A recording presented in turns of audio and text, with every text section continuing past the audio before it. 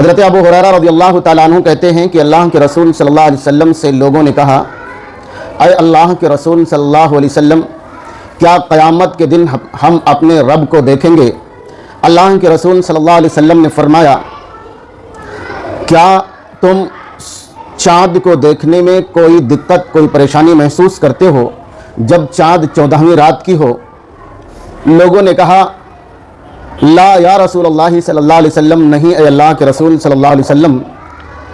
پھر آپ نے کہا، حل تضارون فی الشمس لیس دونہا سحاب، کیا تم سورج کو دیکھنے میں کوئی دقت محسوس کرتے ہو جب سورج پر کوئی بادل نہ ہو؟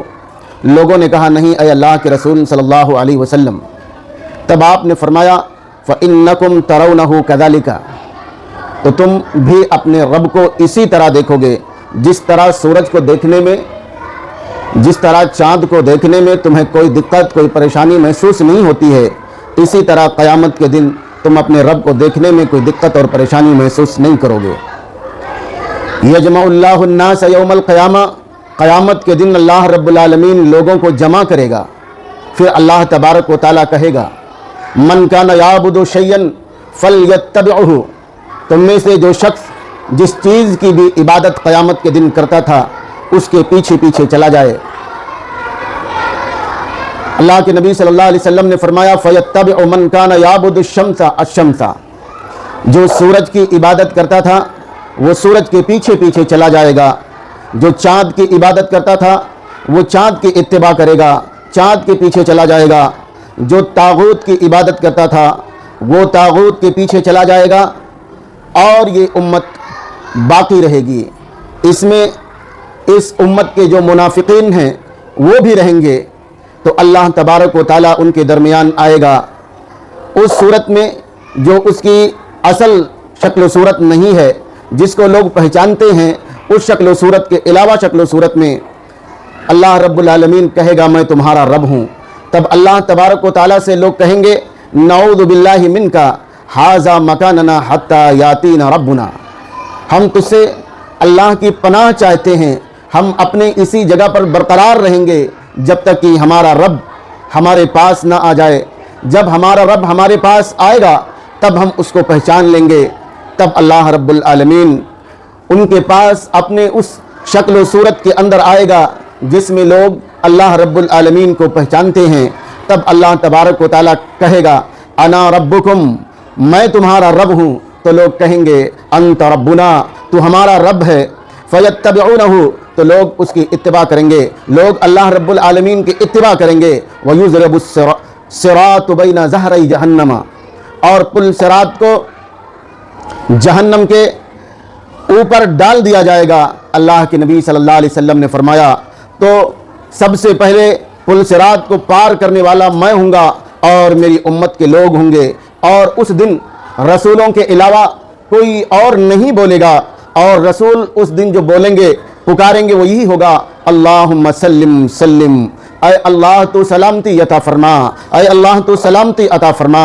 اللہ کے نبی صلی اللہ علیہ وسلم نے فرمایا، وفی جہنم کلالیب مثل شوک السعدان، اور فرمایا کہ جہنم کے اوپر آنکڑے ہوں گے۔ آنکڑے کس کو کہتے ہیں؟ لوہے کے چھڑ، لوہے کی کیلیں جو مڑی ہوئی ہوتی ہیں، کہیں کانٹا لگا ہوا، لوہے کا کانٹا دیکھا ہے؟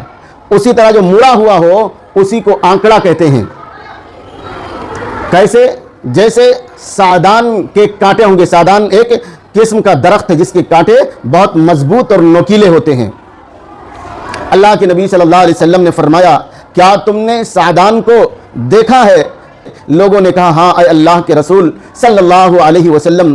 تب اللہ کے نبی صلی اللہ علیہ وسلم نے فرمایا کہ جہنم کے اندر، جہنم کے اوپر وہ آنکڑے اسی طرح ہوں گے جس طریقے سے سعدان کے کانٹے ہوتے ہیں، غیر انہ لا یعلم ما قدر عظمہا الا اللہ، وہ کتنے بڑے بڑے ہوں گے، وہ کتنے عظیم ہوں گے، اس کی مقدار اللہ رب العالمین کے علاوہ کسی کو نہیں معلوم ہے۔ تخطف الناس باعمالہم، وہ سعدان کے کانٹوں کی طرح جو آنکڑے ہوں گے وہ لوگوں کو اوپر سے اونچک لیں گے، لوگوں کو اونچک لیں گے ان کے اعمال کے بالمقابل۔ جس طرح اعمال ہوں گے اسی اعمال کے حساب سے ان کو اوپر سے کھینچ لیں گے، جہنم میں گرا دیں گے۔ اللہ کے نبی صلی اللہ علیہ وسلم نے فرمایا، تخطف الناس بأعمالہم، تخطف الناس بأعمالہم، جہنم کے جو آنکڑے ہوں گے، جہنم کے اوپر جو کانٹے ہوں گے سعدان کی طرح، جو آنکڑے ہوں گے، جو کیلیں ہوں گی، وہ لوگوں کو ان کے اعمال کے حساب سے اوپر سے اچک لیں گے، کھینچ لیں گے۔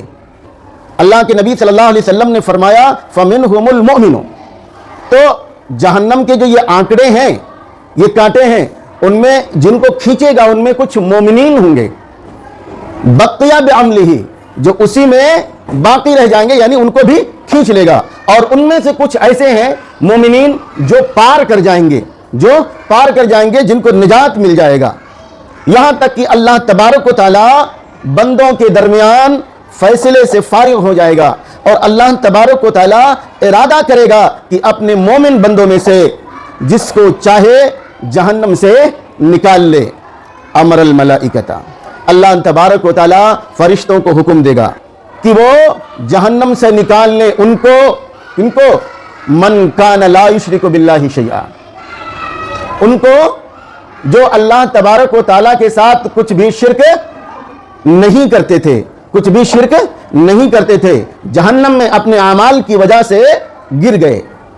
ایک بات یہ پتہ لگا کہ جہنم کے آنکڑے لوگوں کے اعمال کے حساب سے، ٹھیک ہے، یہ جہنم کے جو آنکڑے ہوں گے، جو کیلیں ہوں گی، ان کو لوگوں کے اعمال کے حساب سے ان کو کیا ہے اپنی طرف کھینچ لیں گے، اور وہ جہنم میں گر جائے گا، جہنم میں چلا جائے گا۔ یعنی برے عمل والا، چاہے مومن ہو، چاہے منافق ہو، چاہے کافر ہو، وہ اعمال کے بدلے جہنم کے اندر گر جائے گا۔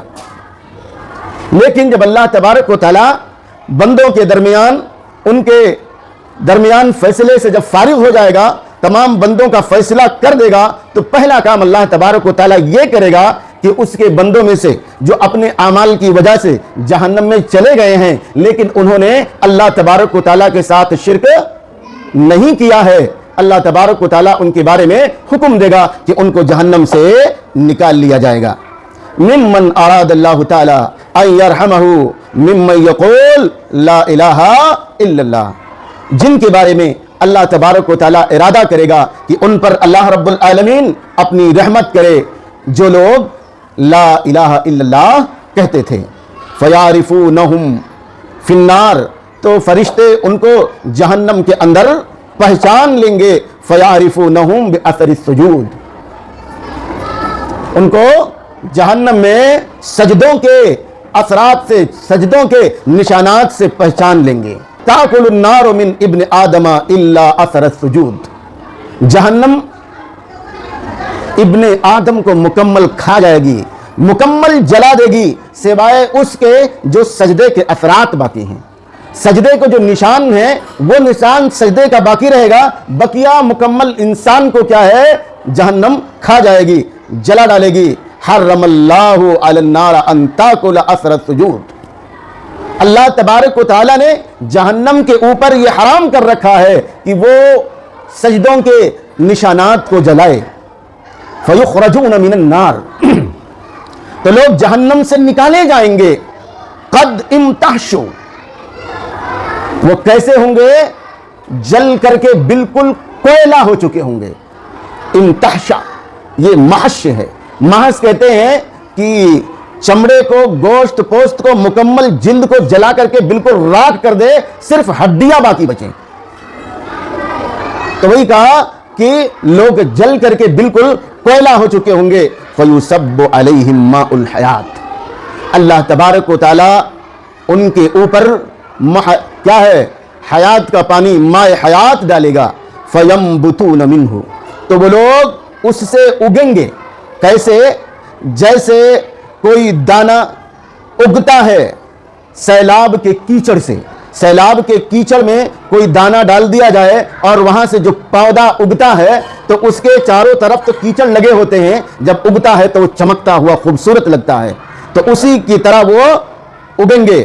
ثم یفرغ اللہ تعالی من القضاء بین العباد، پھر اللہ تبارک و تعالی بندوں کے درمیان فیصلے سے فارغ ہوگا۔ وَيَبْقِي رَجُلٌ مُقْبِلٌ بِوَجْهِهِ عَلَى النَّارِ، یہاں تک کہ تمام لوگوں کو جن کو بھی جہنم سے نکالنا ہوگا سب کو اللہ تبارک و تعالی جہنم سے نکال لے گا، جن کو بھی نکالنا ہوگا، یہاں تک کہ صرف ایک آدمی باقی رہے گا،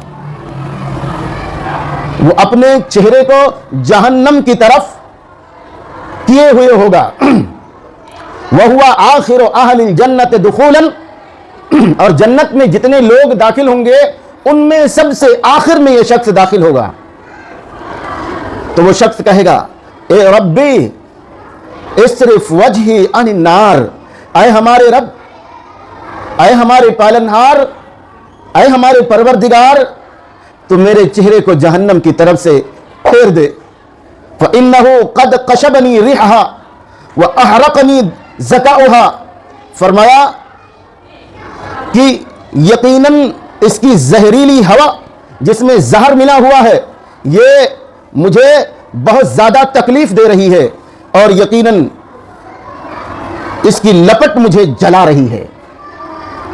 فَيَدْعُ اللَّهَ مَا شَاءَ اللَّهُ أَن يَدْعُوهُ، تو اللہ تبارک و تعالیٰ سے وہ دعا کرے گا، اللہ تبارک و تعالیٰ جتنا اس سے دعا کروانا چاہے گا کہ وہ دعا کرے۔ پھر اللہ رب العالمین کہے گا هل عصیت ان فعلت ذلك بك ان تسأل غیرہ، کیا تو نافرمانی تو نہیں کرے گا اگر میں نے وہ کام کر دیا جس کا تو نے مطالبہ کیا ہے اس کے علاوہ کا، یعنی اگر جو تو نے سوال کیا ہے تیرے سوال کو میں نے پورا کر دیا تو کیا نافرمانی کر کے کوئی دوسرا سوال تو نہیں کرے گا، کچھ اور تو نہیں مانگے گا؟ وہ کہے گا لا اسألک غیرہ، اے اللہ رب العالمین میں اس کے علاوہ کچھ نہیں مانگوں گا۔ وَيُعْتِ رَبَّهُ مِنْ عُهُودٍ وَمَوَاثِيقٍ مَا شَاءَ اللَّهُ، تو اللہ تبارک و تعالیٰ اس کو عہد و پیمان دے گا، وہ اللہ تبارک و تعالیٰ سے عہد و پیمان کرے گا جتنا اللہ تبارک و تعالیٰ چاہے گا۔ فَيَصْرِفُ اللَّهُ وَجْهَهُ عَنِ النَّارِ، تو اللہ تبارک و تعالیٰ اس کے چہرے کو جہنم کی طرف سے پھیر دے گا۔ فَإِذَا أَقْبَلَ عَلَى الْجَنَّةِ وَرَاءَهَا سَكَتَ مَا شَاءَ اللَّهُ أَن يَسْكُتَ، پھر اللہ تبارک و تعالیٰ اس کے چہرے کو جہنم سے پھیر کر جنت کی طرف کر دے گا۔ پھر وہ اتنی دیر تک خاموش رہے گا جتنی دیر تک اللہ تبارک و تعالیٰ چاہتا ہے کہ خاموش رہے۔ پھر کہے گا اے ربی قدمنی الی باب الجنہ،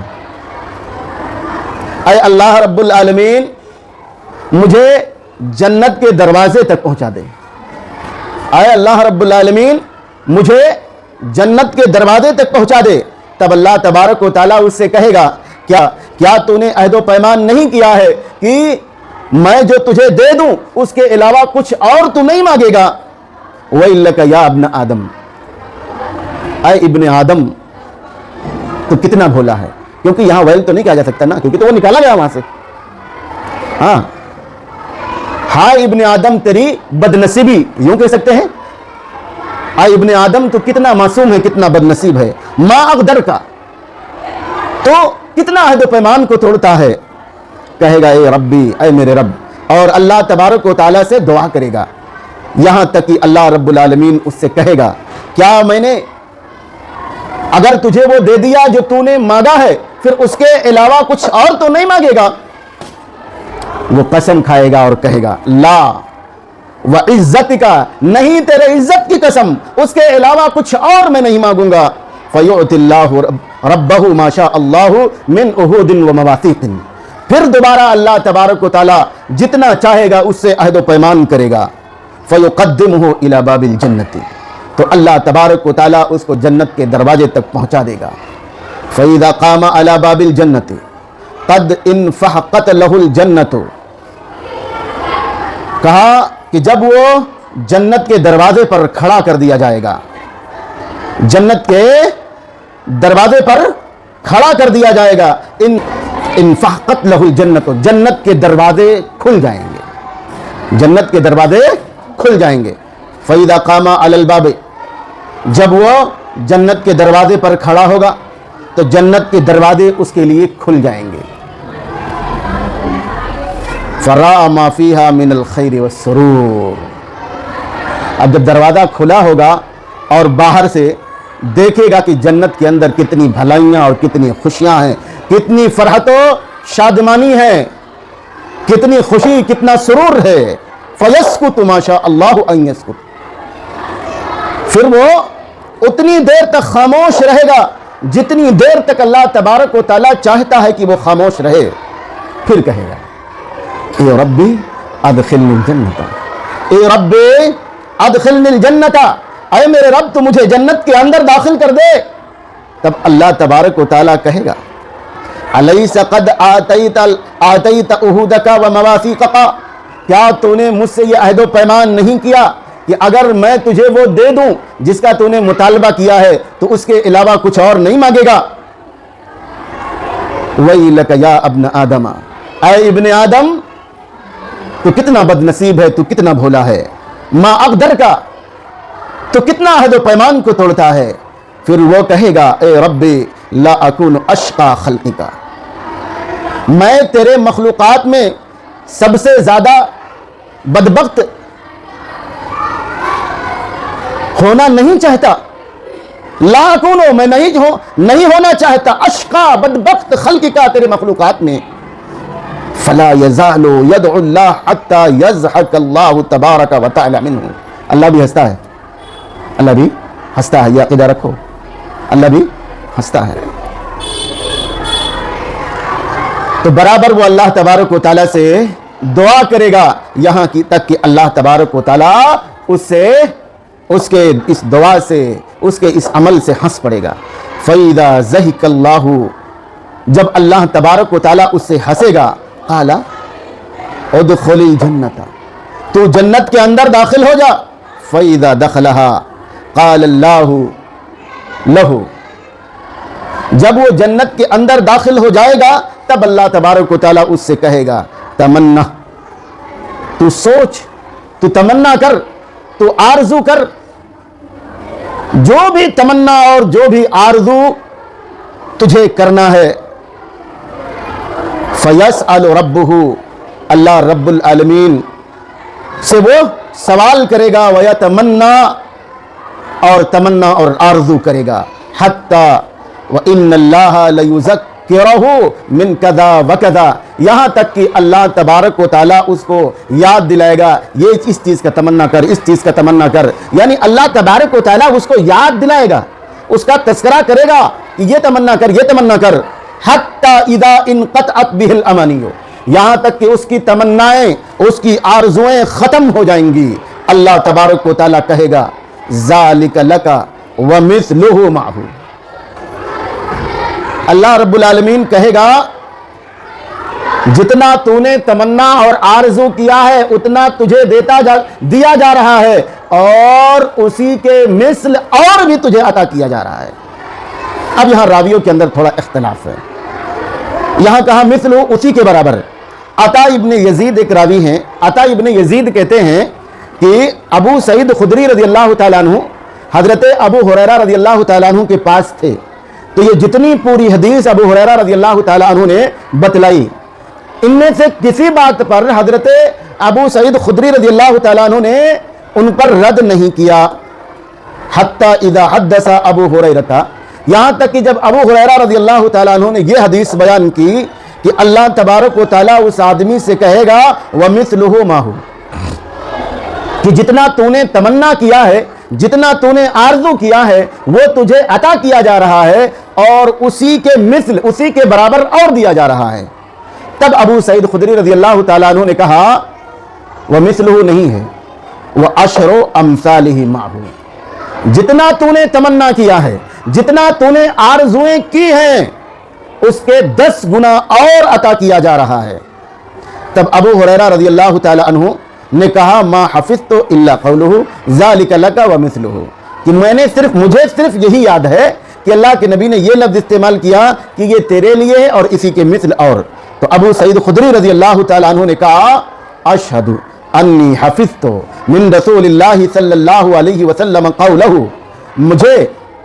میں نے اللہ کے نبی صلی اللہ علیہ وسلم کے اس قول کو یاد کیا ہے، آپ نے یہی کہا تھا ذالک لک وعشرۃ امثالہ، کہ تیرے لیے اتنا ہے جتنا تو نے آرزو اور تمنا کیا ہے، اور اس کے 10 گنا تیرے لیے اور ہے۔ فقال ابو ہریرہ، تو ابو ہریرہ رضی اللہ تعالی عنہ نے کہا وذالک الرجل آخر اہل الجنت دخول الجنت، کہ جنت میں داخل ہونے والے لوگوں میں سب سے آخری آدمی یہ ہوگا جو جنت میں داخل ہوگا۔